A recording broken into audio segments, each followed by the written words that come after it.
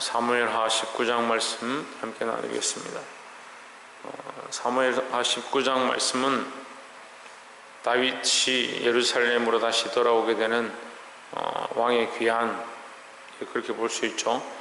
이제 영화도 그런 것들을 만들기도 하는데, 왕이 돌아온다, 왕이 귀환한다, 다시 와서 권세를 잡는다, 이제 이런 얘기들을 하는데, 다윗이 다시 예루살렘 들어와서 그 이스라엘의 권세를 잡는, 왕의 권세를 잡고 그 자리에 다시 회복되는 모습을 표현하고 있습니다. 근데 우리가 이 말씀을 통해서 정작 봐야 될 것은 사실은 다윗의 권세의 회복이 아니라 예수 그리스도의 권세의 회복입니다.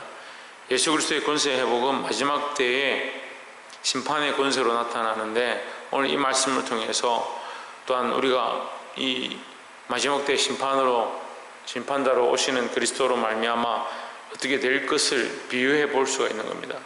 우리의 삶에 우리가 주인이 아니고, 결국 우리가 끝내는 것이 아니고, 예수님 오시면 우리의 삶이 어땠는가 반드시 적용하게 되고 점검하게 된다는 사실을 알고, 그리스도 앞에 그 왕권을 드리시기를 주의 이름으로 축원합니다. 계시록에서 보면 장로들이 나오는데 그 왕관을 벗어서 보좌 앞에 내려놓는다. 개역 개정에는 보좌 앞에 던진다 이렇게 되는데, 요즘 개역 지금 새로 된 성경은 그 앞에 내려놓는다. 어쨌든 이 왕관을, 자기가 받은 이 왕관을, 그 권세를 그리스도 앞에 내려놓는다, 이제 이런 표현을 합니다. 이것을 뭐라고 하냐면 영광을 드린다는 거죠. 영광을, 자기가 가지고 있던 그 영광, 내가 하나님 나라와 복음을 위해서 살았는데 하나님께서 내게 주신 이 생명의 멸류관, 이제 이것 또한 그리스도 앞에 드린다. 그럼 모든 영광은 누구에게? 그리스도에게 돌려야 한다. 이제 그런 의미를 가집니다. 우리의 찬양이 뭘 말하느냐? 찬양은 노래를 부르는 게 아니고 곡조 붙은 기도, 그것으로 다 표현되지 아니하고, 찬양은 우리의 모든 권세와 우리에게 주신 모든 영광을 하나님 앞에 돌려드린다라는 겁니다. 근데 우리는 이 습관이 항상 내가 주인이고, 내가 가졌고, 내가 왕이고, 내가 주인으로 착각하고 살기 때문에 이 습관을 늘 바꾸는 방법이 뭐냐? 기도하는 것이고 찬양하는 것이고 주의 말씀을 항상 대하는 것이다 라는 겁니다. 권세를 주님 앞에 드리시기를 주의 이름으로 축원합니다. 이제 압살롬이 죽고 이제 다윗이 예루살렘으로 돌아오게 되는데, 다윗이 예루살렘 돌아온다는 소식을 듣고 18절에 보면 16절에 한번 봅시다. 바울임에 있는 베냐민 사람 게라의 아들 시므이가 급히 유다 사람과 함께 다윗 왕을 맞으려 내려올 때에 했습니다. 여기 시므이가 나오죠. 또 17절에 베냐민 사람 1000명이 저와 함께하고 사울의 사환 시바도 그 아들 15과 종 20명으로 더불어 저와 함께 요단강을 밟고 건너 왕의 앞으로 나오니 했습니다. 이게 시므이와 시바, 앞에 기록되어 있던 말씀에 나오는 사람들이 여기도 기록되어 있습니다. 시므이가 오는데, 시므이가 저주하고 돌을 던지고 욕을 했죠. 가라고 하면서 다윗을 보고, 이제 다윗이 비난하는 걸 보면서 저주했습니다. 네가 우리 집안에 흘린 피 이제 네가 당한다, 이렇게 하면서 욕을 했습니다.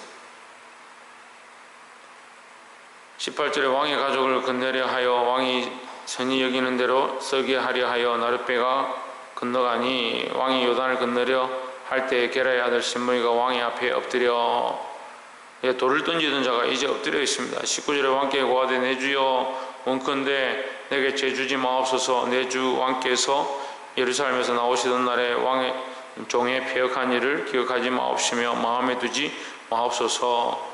마음에 두지 마옵소서 하면서 자기가 한 일을 다 얘기하는 겁니다. 결국 자기가 그렇게 했다는 걸 알고 있는 거죠. 알고 있는데 뭘 기억하지 마옵소서, 마음에 두지 마옵소서 하니. 20절에 왕의 종 내가 범죄한 줄 아옵는 거로 오늘 요셉의 온 족속 중 내가 먼저 내려와서 내 주 왕을 영접하나이다. 21절 서루야의 아들 아비새가 대답하여 이르되 시므이가 여호와의 길은 무엇인 자를 저주하였으니 그로 인하여 죽어야 마땅치 아니하나이까 했습니다. 아비새는 원래 또 압살롬의 군대 장관이었죠. 이 압살롬의 장관이었는데 다윗이 돌아오니까 이제 내가 칼을 빼 이 시므이가 돌 던지고 하던 이 시므이를 내가 죽이리까 이렇게 했습니다. 근데 22절에 보면 다윗이 이르되 스루의 아들들아 내가 너희와 무슨 상관이 있기로 너희가 오늘 나의 대적이 되느냐 오늘 어찌하여 이스라엘 가운데서 사람을 죽이겠느냐 내가 오늘 이스라엘 왕이 된 것을 내가 알지 못하리요 하고 했습니다. 자, 다윗은 이제 피를 흘리는 권세가 내게 있지 않다는 것을 표현합니다. 원수를 갚는 것, 심판하는 것이 내게 있지 않다. 누가 하시느냐? 하나님이 갚으신다라는 겁니다. 우리 성도들은요, 예수 믿는 사람들은요, 그리스도인들은요, 항상 이 생각을 해야 합니다. 그래서 심판하는 것, 원수를 갚는 것이 내게 있는 것이 아니고 하나님께 있다. 그래서 우리가 제일 조심해야 될 게 뭐냐? 내게 잘해주는 사람은 잘해주고 내게 못하는 사람은 내가 반드시 갚아주겠다. 그런 생각을 가지는 그리스도인들이 굉장히 많이 있습니다. 나한테 잘해주는 사람한테는 나도 선대하고 나한테 못하는 사람 내가 나중에 언젠가 내가 똑같이 갚아주겠다. 그런 생각을 왜 합니까? 왜 할 것 같습니까? 자기 인생이고 자기 권세고 자기 권력이라 생각하니까 그런 거예요. 이게 하나님이 하셔야 될 일, 하나님이 갚으셔야 될 일을 내가 갚으려고 하는 겁니다. 이것이 다윗의 인생의 굉장히 중요한 부분인데 굉장히 중요한 신앙의 모습입니다. 다윗이 원수 갚을 수 있는 여러 가지 상황들 가운데 그렇게 행치 않습니다. 그런데 다윗은 그런 일을 당하죠. 다윗이 사울의 옷깃을 자르고도 양심에 찔려하고 마음이 아파했었는데 시므이는 어떻게 합니까? 돌을 던지면서 가라고 욕을 하고 저주를 합니다. 그런데도 다윗은 어떻게 합니까? 또한 원수를 갚지 않습니다. 이게 너무나 단순한 일같이 보이고 너무나도 뭐 그럴 수 있지라고 생각되지만 우리는 우리 삶에 그렇게 적용하느냐? 그렇게 잘 적용 안 한다는 거죠.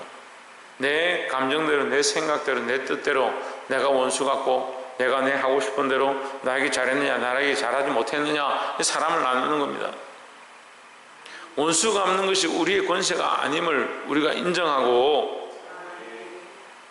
하나님 앞에 맡겨드려야 되는 거예요. 때로는 우리가 곤란한 일 당하고 어려운 일 당해도 분한 일이 있어도 하나님 앞에 기도하고 맡기고 용서하고 우리는 내려놓아야 되는데 용서가 안 됩니다. 용서가 안 되고 조금만 억울하면 그 값을 다 갚으려고 하는 것이 우리의 습관이다. 근데 어렸을 때부터 너무 이렇게 몸에 배이다 보니까 이게 당연한 줄 아는 거예요. 이게 당연한 줄 알아요. 제일 심한 사람들이 목사 장로들이에요. 자기한테 뭐 조금 잘못하면 심지어는 뭐 노예는 어디 가서 인사를 안 했다고 해가지고 그 사람을 수십 년 동안 괴롭힌 사람들 봤습니다. 하나님 앞에 서서 여러분이 정신을 차려야 돼요. 말씀을 듣고 그 말씀을 삶에 적용해서 하나님 앞에 서서 내가 기분 나쁘고 속상한 일이 있으면 하나님 앞에 기도하고 하나님께서 하실 일이지 내가 왜 자꾸 원수를 갚냐. 그러니까 뭐가 없냐면요, 교회에 용서함이 자꾸 사라져요. 용서함이 십자가를 지고 예수님을 쫓아간다는 사람들이 심판자도 되고 권세도 들고 있고 원수도 갚고 용서도 하지 못하고 자기가 다 하는 거야. 원수 갚는 것이 하나님께 있습니다. 세상에 때로는 우리가 억울함을 당하고 어려운 일이 있다 하더라도 하나님께서 하신 일들을 기억하고 때로는 어떤 원수가 내게 생긴다 할지라도 용서할 줄 아는 자, 서로 용서할 줄 아는 자, 사랑하라. 이 사랑하라의 의미가 뭐냐? 우리에게 가진 것을 베풀어주고 선대하라는 의미도 되지만 용서할 줄 아는 것이 사랑의 시작이다라는 겁니다. 용서하시기를 주의 이름으로 축원합니다. 29절에 왕이 제게 이르되 내가 어찌하여 또 내 일을 말하느냐. 내가 이르노니 너는 시바와 함께 밭을 나누라 했습니다. 이제 두 번째 사건은 이 모비옷의 사건인데, 이 다윗이 예루살렘을 나와서 비난할 때 이게 시바는 모비보셋의 종이고, 모비보셋은 요나단의 아들입니다. 그러니까 사울의 집안에 모비보셋이 있는데, 여기 시바는 돌을 던졌고 모비보셋은 절름발이가 돼서 다윗의 선대를 받은 자 중에 한 사람이죠. 근데 이 모비보셋이 다윗이 피난할 때 와서 같이 돕거나 같이 가지 않았습니다. 근데 사실 절름발이고 몸이 불편하니까 따라가기 쉽지는 않죠. 피난하는 중에 오히려 짐이 되는 거죠. 자기는 그렇게 생각했다라고 말을 하고 있습니다. 근데 문제는 중간에 이 시바가 있는 거예요. 이 시바는 뭘 하느냐? 속이는 겁니다. 속여서 뭘 합니까? 재물을 다 빼앗고 자기가 주인인 척 하는 거죠. 모비보셋이 그의 주인이지만 실제 왕은 누구냐? 자기가 주인인 거예요. 실제로 자기가 주인 되어 있는 거예요. 17절에 보시면 잠깐 여기 나오는데, 베냐민 사람 1,000명이 저와 함께하고 사울의 사원 시바도 그 아들 15과 종 20명을 더불어 했습니다. 아니, 시바는 이 모비보셋의 그 살림을 맡은 사람인데, 재산을 맡은 자고 종으로 다윗이 그에게 잘 섬겨라 이렇게 했는데, 이 시바에게 누가 있느냐? 아들이 15이나 되고, 아들 15이 되려면 재산이 얼마나 많아요? 종이 20명이나 되고, 자기가 종인데 무슨 종을 또 20명이나 거느리냐. 여기서 우리가 다 나와 있지 않는데 나중에 또 다시 나옵니다만, 이 시바는 속이는 자다. 이 모비보셋을 속인 겁니다. 속여서 다윗과 이 모비보셋 사이를 이간질하는 거죠. 그러니까 시바가 나를 속이고 왕이 가는데 나에게 못 가도록 그렇게 했다. 이제 그 얘기를 하니까 다윗이 내가 너를 지금까지 선대하고 너에게 왕의 상에서 같이 먹게 하고 그렇게 했는데 또 무슨 일이 있어서 나한테 자꾸 뭘 요구하느냐, 이제 이런 식으로 다윗이 말을 했습니다. 이제 더 이상 나한테 그런 얘기 하지 말고 다윗 시바하고 둘이서 나눠라 이렇게 말했습니다. 왜냐하면 그 전에 18장에서 이 시바가 다윗에게 먹을 것을 가져오고 이렇게 대접하고 모비보셋은 오지 않았다 이런 말을 하니까, 그러면 네가 이제 그 밭을 관할해라 이렇게 말했기 때문에 모비보셋이 와서 또 이 얘기를 하니까, 그러면 서로 싸우지 말고 둘이 반반씩 나눠라 이렇게 얘기를 한 거죠. 20절에 모비보셋이 왕께 고하되 내 주 왕께서 평안히 궁에 돌아오시게 되었으니 저로 그 전부를 차지하게 하옵소서 하니 했습니다. 자, 이 30절의 말씀이 사실 신앙 고백이죠. 우리에게 필요한 것은 재물이 아니고 재산이 아니고 명예가 아니고 왕이 우리에게 필요합니다 라는 거죠. 우리에게 필요한 것은 예수 그리스도가 필요한 것이지, 하나님 나라가 필요한 것이지, 예수 그리스도가 그 심판의 권세를 들고 오실 때 그 앞에 맞으러 가는 순결한 신부처럼, 단정한 신부처럼 예수님을 맞이할 준비가 되어진, 등불을 들고 주님을 맞을 준비가 되어진 삶이 우리에게 필요한 것이지, 우리에게 필요한 것이 재물이 아닙니다. 근데 믿는 자들의 목적이 뭐냐면 재물이고 복받는 것이고 내 지경이 넓어지는 것이고, 그것이 목적이 되어 있는 거예요. 자녀가 잘 되고 내 소산이 늘어나고 내 지경이 넓어지는 건 하나님 우리에게 주실 일이고, 하나님 우리에게 주시면 우리가 받고 감사할 일이고, 그게 목적이 아니죠. 왜 그게 목적입니까? 삶의 목적과 방향을 엉뚱한 데 들고 있는 사람들이 있습니다.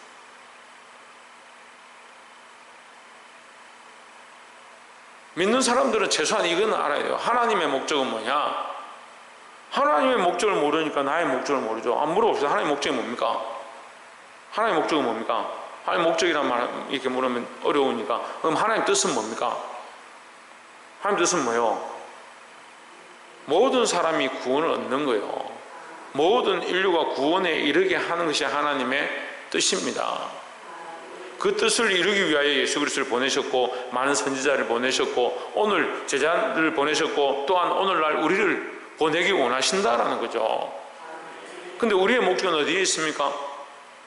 우리의 목적은 어디에 있습니까? 복받고 잘되고 이 땅에서 명예를 얻고 머리가 될지 않는 꼬리가 되지 않는, 그걸 바로, 그게 목적이 아니잖아요. 왜? 왜 목적을 딴 데다 둡니까? 그것은 누구를 위해 준비되었던 주실 일이고, 누가 주시냐? 하나님이 주실 일이고, 목적과 가치관과 초점을 똑바로 맞춰야 되는 거예요. 평생 동안 싸워서 우리가 가져야 될 이 관점들을 모비우스에서 오늘 신앙의 고백으로 말하는 거예요. 차라리 재산은 그에게 주십시오. 왕이 돌아온 것, 왕이 왕으로 오신 것이, 그것이 전부이다. 그것이 내게 가장 귀한 것이다. 여러분, 이러한 신앙 고백으로 우리가 세상을 사랑했던 것들을 내려놓고 우리의 목적과 방향들을 하나님께, 예수 그리스도에게 맞추시기를 주의 이름으로 축원합니다. 마지막으로 42절에 유다 모든 사람이 이스라엘 사람에게 대답하되 왕은 우리 지친인 까닭이라 너희가 어찌 이 일에 대하여 분내느냐? 우리가 왕의 물건을 조금이라도 먹었느냐? 왕께서 우리에게 선물 주신 것이 있느냐? 했습니다. 이집껏 뭐 했습니까? 이집껏 이스라엘은 압살롬에게 붙어가지고 유다는 다윗에게 붙어서 이렇게 서로 싸웁니다. 그런데 제대로 붙은 것도 아니고 서로 싸웠죠. 칼로 죽이고 피를 흘리고 2만 명이나 죽게 되는 그런 전쟁을 치렀습니다. 근데 이제 와서 뭐하냐? 다윗을 건너는데, 나루토에 와서 건너는데 유대인들이 와가지고 다윗을 건넜으니까 이스라엘 사람들이 질투를 하고 왜 우리한테 말도 안 하고 너희끼리 왕을 모셔오느냐? 웃기는 일을 하고 있는 거예요.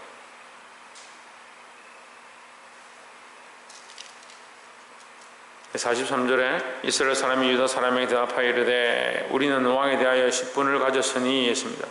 유다인들 보고 누구가 뭔데 왕을 모셔왔냐 이렇게 하니까 유다인들은 다윗이 우리의 골육 친척이 아니냐 이제 이렇게 얘기하고, 이스라엘은 뭐라고 하냐면 누구가 골육 친척이라도 우리도 10분의 1을 가졌지 않느냐 이렇게 얘기합니다. 10분을 가졌으니 우리에게 대하여 너희보다 더욱 관계가 있거늘 너희가 어찌 우리를 멸시하여 우리 왕을 모셔오는 일에 먼저 우리와 의논하지 아니하였느냐 하나 여자 사람의 말이 이스라엘 사람의 말보다 더 강경하였더라 했습니다. 여러분, 마지막 때에 반드시 양과 염소가 나눠집니다. 심판의 보좌 앞에 양과 염소를 나누신다라고 하고 있습니다. 우리는 양의 편에 서는가 염소의 편에 서는가 그걸 알아야 합니다. 양은 말씀을 순종하고 하나님 뜻대로 살아가는 자를 양이라 하는 겁니다. 우리의 목적과 가치관을 어디에 두느냐, 내 재물과 명예와 나의 영광을 위해 썼느냐. 그러니까 어떻게 합니까? 원수 갚는 것도 내한테 있고 용서하지 않는 것도 나한테 있고 인생의 결정권도 내한테 있고, 그건 내가 완전히 주인되어 있는 거예요. 이게 하나님과 원수됨을 알지 못합니다. 내가 주인 되어지고 내가 왕권을 들고 있고 내 인생의 결정들을 내가 다 하는데 이게 하나님과 원수됨을 알지 못하니까 이게 심판받을 일이고 이게 염소의 모습인 줄 모르는 겁니다. 그럼 계속 뭐합니까? 자기가 자기 인생의 주인 되어서 자기 왕 노릇을 하는 겁니다. 이 왕이 오신다 하는데 왕의 연설을 들고 우리는 오신다 하면 우리는 등불을 들고 맞을 준비를 해야 되는데 여전히 뭐하고 있느냐? 왕 노릇을 하고 있는 거예요. 이제 와서 기껏 왕이 오신다 하니까 자기들 지분 싸움하고 있는 거예요. 나는 내 친척입니다 하고 나는 그래도 우리는 10분의 1을 가졌다 하고 지분 싸움하고 있는 거예요. 얼마나 인간적인 모습들입니까? 우리가 이 말씀을 보면서도 기가 막히지만 하나님 우리 인생을 보시면 얼마나 기가 막히겠습니까?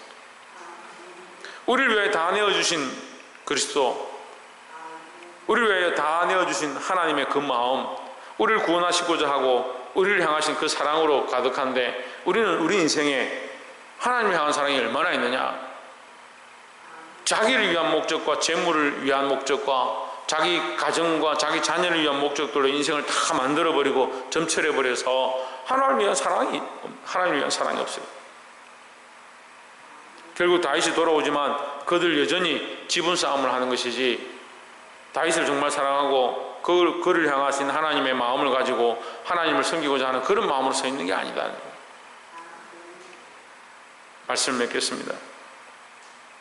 여러분, 하나님 앞에 서시길 바랍니다. 우리의 인생의 목적과 방향이 나를 위한 것이 되어지고 내 재물을 위한 것이 되어지고 나의 즐거움을 위한 것이 되어지면 잘못된 길들을 가고 있다라는 겁니다. 반드시 그리스도께서 심판의 권세를 들고 이 땅에 오실 것들을 기억하고 하나님 앞에 이 왕권을 내어드리는 삶, 날마다 그리스도가 우리의 주인 되어지는 것을 위해서 몸부림치며 싸우시기를 주의 이름으로 축원합니다. 기도하겠습니다.